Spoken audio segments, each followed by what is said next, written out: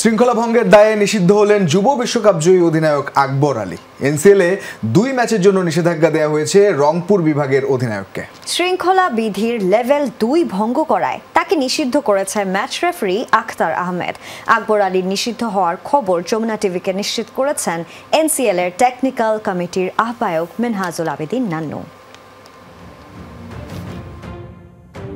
ফিল্ডিংয়ে একবার আম্পায়ারের সঙ্গে বাকবিতণ্ডায় জড়িয়েছিলেন, পরে ব্যাটিংয়ে আউট হওয়ার পর ক্ষিপ্ত হয়ে ব্যাট ছুঁড়ে একটা চেয়ার ভেঙেও ফেলেন।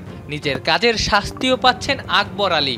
ম্যাচে 4 ডিমেরিট পয়েন্ট পাওয়ার কারণে আচরণবিধির লেভেল 2 ভঙ্গের কারণে এনসিএল এর পরবর্তী 2 ম্যাচ থেকে নিষিদ্ধ হচ্ছেন অনূর্ধ্ব 19 বিশ্বকাপ জয়ী এই অধিনায়ক।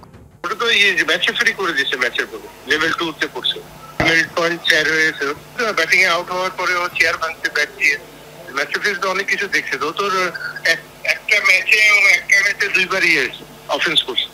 ম্যাচে ফিল্ড আম্পায়ারের দায়িত্বে ছিলেন মাহফুজুর রহমান এবং সোহরাব হোসেন। ম্যাচ রেফারির দায়িত্ব পালন করেছেন আখতার আহমেদ। তাদের দেয়া ম্যাচ রিপোর্টেই এসেছে এই নিষেধাজ্ঞার ঘোষণা।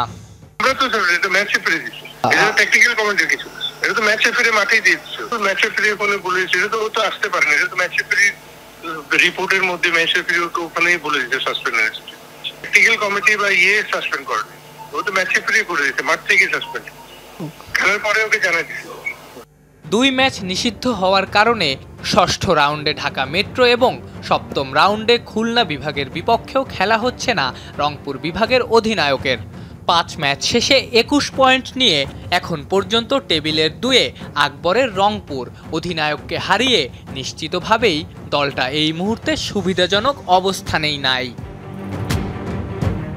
আফনান পিয়াল, যমুনা স্পোর্টস, ঢাকা।